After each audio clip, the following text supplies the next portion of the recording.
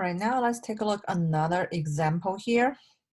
So now you have a 2a to the 7th in the parenthesis and 3a to the 2nd parenthesis as well. Just because they're having parenthesis here does not necessarily mean that you need to work within parenthesis first, because you can take a look to see, do we have any exponents here?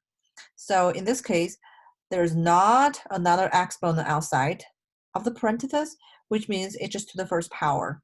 If that's the case, you can actually just rewrite that as 2a to the 7th. And the second parenthesis, same thing, because you have nothing out here, which means there's a 1. And that means you can just take it outside parenthesis as 3a to the 2nd. And the whole thing over 6a to the 3rd.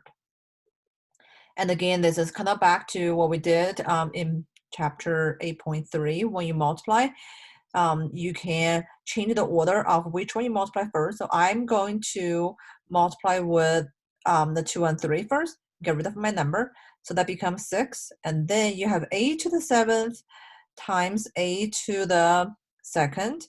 And when I multiply with the same base, I can just add the exponent, so 7 plus 2, which is 9. My denominator is 6a to the 3rd. This is where I want you to take a look. So I have 6 on my numerator and 6 on my denominator. This is our prior knowledge. 6 and 6 can be canceled. So all you have left now is a to the 9th over a to the 3rd.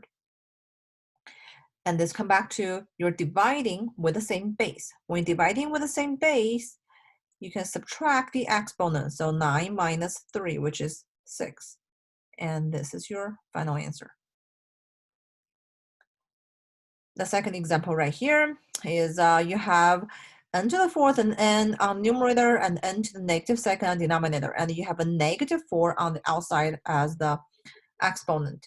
There are a couple of ways you can do that. First of all, if you remember what we did earlier, I say when you have a negative exponent outside the whole base, just flip your fraction. You can absolutely do that. Or in this particular one, by looking at my base, I notice they're all the same variable. They're all n. I have different exponent. If that's the case, I found it's easier to keep track by simplifying my base. So I'm going to simplify my base here.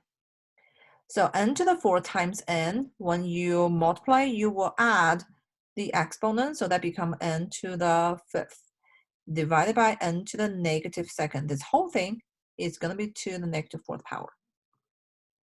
And now come back to we're dividing with the same base, because the base here is n. When you're dividing with the same base, we can subtract the exponent, so that becomes 5 minus negative 2. This whole thing, again, to the negative 4th power. And we know 5 minus negative 2 is 7, so n to the 7th power is actually my base to the negative 4th power.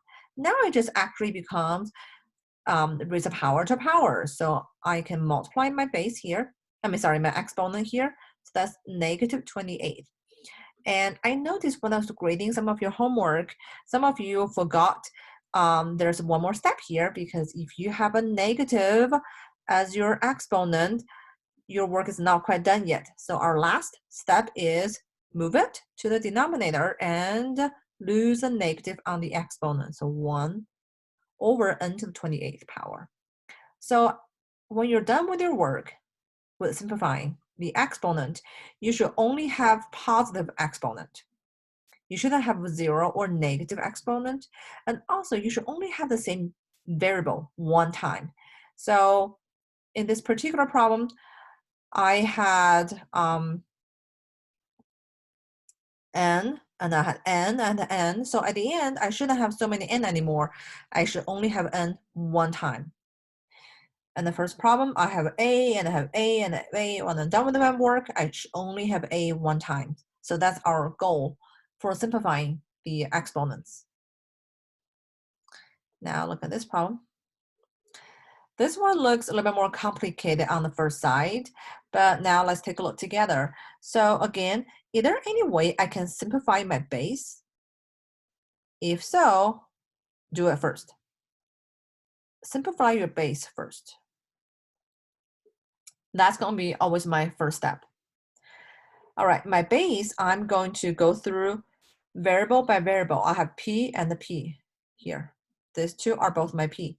So I'm going to start working with that. So if I'm dividing, means I will subtract the exponent, so -3 minus 5. And next one, I am going to work on my q. I have q to the second divided by q to the third. When I'm dividing, I will subtract the exponent.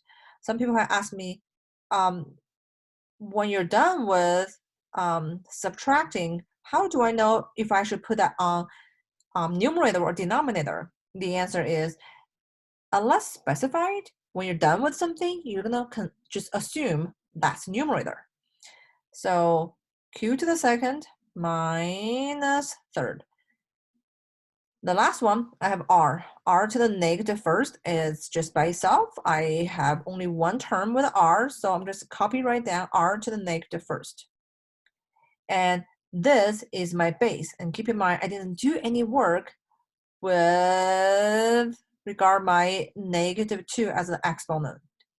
So now I'm gonna clean up inside here. So eventually everything gonna be over next second. So in my parentheses here, I'm gonna have p to the -8th, and then q is to the -1st, and r is also to -1st. And now I have power over power.